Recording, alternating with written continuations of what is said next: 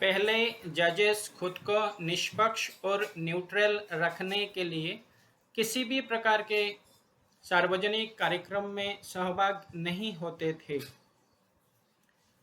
Even newspaper, वर्तमान पत्र नहीं पढ़ते थे ताकि उनका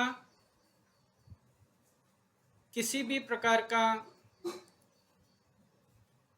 न्यूज़ उन्हें प्रभावित ना करे।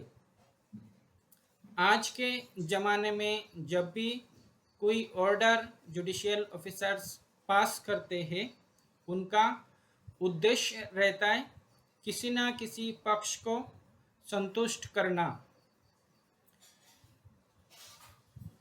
जब भी कोई ऑर्डर पास होता है, आप देखेंगे कि किसी न किसी राजनीतिक दल को उस ऑर्डर के जरिए उनको संतुष्ट करने का उद्देश्य उनका रहता है।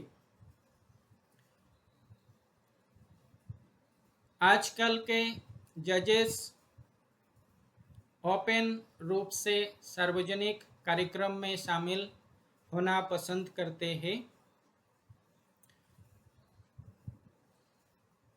वे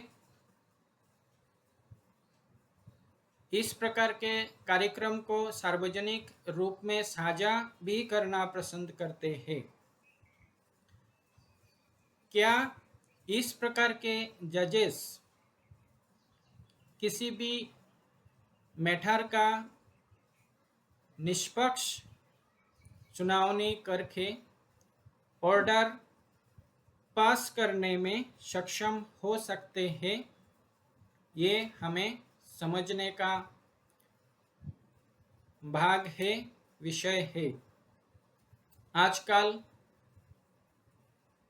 कभी भी देखा जाता है ओपन रूप से जजेस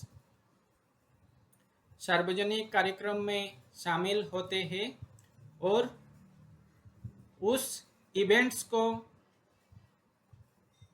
सभी पब्लिक में शेयर करने में इच्छा रखते हैं। रिटायरमेंट के बाद उनका करियर सुरक्षित रहे, इस उद्देश्य से वो किसी न किसी राजनीतिक दल को ज्वाइन कर लेते हैं। हमें देश के जनता को सोचना चाहिए, क्या हमारे जुडिशियरी में मौजूद जो लोग हमारे न्याय व्यवस्था को परिचालना कर रहे हैं, इस प्रकार के प्रिंसिपल्स वाले लोग क्या निष्पक्ष न्याय व्यवस्था को चला पाएंगे? हमें इन सब तत्वों को विचार करना चाहिए। हमें त्वरित परिवर्तन लाने के लिए स्टेप लेना चाहिए। मैं ये नहीं कहना चाहता हूँ कि किसी जज का कोई निजी जीवन नहीं हो सकता, वे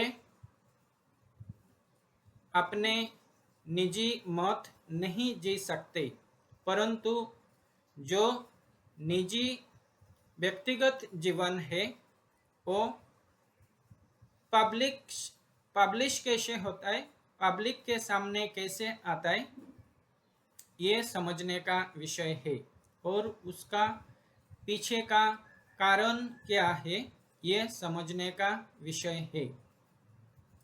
मैं पहले की तरह अभी फिर से मेरे देश के जनता, मेरे देशवासी को अपील करना चाहता हूँ, हमारे न्याय व्यवस्था खूब कठिन परिस्थिति में है। इस व्यवस्था को,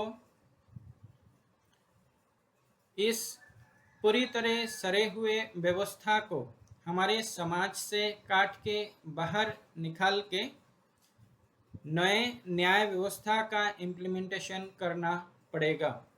और इस काम सिर्फ और सिर्फ जनता ही कर सकती है। दूसरा, कोई इस काम न्याय व्यवस्था में परिवर्तन, जुडिशियल रिफॉर्म के काम नहीं कर सकते हैं।